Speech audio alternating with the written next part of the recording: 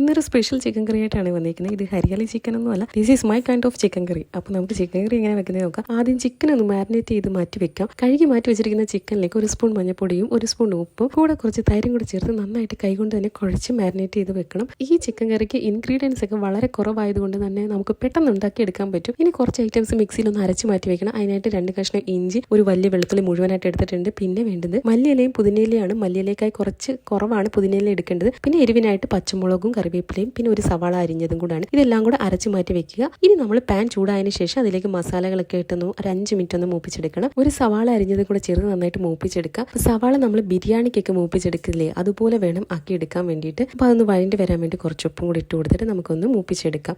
ഈ ഒരു അളവ് എത്തുമ്പോഴത്തേക്ക് നമ്മൾ അരച്ച് വെച്ചിരിക്കുന്ന മസാലയുണ്ടല്ലോ, അതും കൂടി ഇതിലേക്ക് ചേർത്ത് ഒരു 5 മിനിറ്റ് ഒന്ന് വഴറ്റിയെടുക്കണം. ആ മസാലയുടെ പച്ചമണമൊക്കെ ഒന്ന് മാറാൻ വേണ്ടിയിട്ടാണ്. ഇനി ഇതിലേക്ക് ഒരു തക്കാളി ജ്യൂസ് ആക്കിയതാണ് ചേർത്ത് കൊടുക്കേണ്ടത്. ഇനി ഇതിലേക്ക് നമുക്ക് പൊടികളാണ് ചേർക്കേണ്ടത്. 1/4 സ്പൂൺ മഞ്ഞൾപ്പൊടിയും 1/2 സ്പൂൺ ഗരം മസാലയും പിന്നെ ഇതിലേക്ക് ഞാൻ ചിക്കൻ മസാലയും കൂടെ കുറച്ച് ചേർക്കുന്നുണ്ട്. അതും കൂടെ ചേർത്ത് നന്നായിട്ടൊന്ന് മിക്സ് ആക്കി കൊടുത്തതിന് ശേഷം നമ്മൾ മാരിനേറ്റ് ചെയ്ത് വെച്ചിരിക്കുന്ന നമ്മുടെ ചിക്കൻ ഉണ്ടല്ലോ, അത് ചേർത്ത് ഒന്ന് മിക്സ് ചെയ്ത് കൊടുക്കണം. മസാലയൊക്കെ നല്ലോണം പിടിക്കാൻ വേണ്ടിയിട്ട് ചിക്കൻ ഒന്ന് നന്നായിട്ടൊന്ന് ഇളക്കി കൊടുക്കണം. ഇനി ഇതൊന്ന് 20 മിനിറ്റ് അടച്ചു വെച്ച് വേവിക്കണം. വേറെ വെള്ളം ഒന്നും ചേർക്കേണ്ട, ചിക്കനിൽ നിന്ന് തന്നെ വെള്ളം ഇറങ്ങിക്കോളും. 20 മിനിറ്റ് കഴിഞ്ഞപ്പോഴത്തേക്ക് ചിക്കൻ കറി റെഡി ആയിട്ടുണ്ട് കേട്ടോ. ഈ ചിക്കൻ കറി ആണെങ്കിൽ ചോറിന്റെ കൂടെ, ചപ്പാത്തിയുടെ കൂടെ, റൊട്ടിന്റെ കൂടെ, നാന്റെ കൂടെ, അങ്ങനെ എന്തിന്റെ കൂടെ വേണേലും കഴിക്കാൻ പറ്റും. അപ്പോൾ പുതിയൊരു റെസിപ്പി ആയിട്ട് അടുത്ത വീഡിയോ കാണാമേ.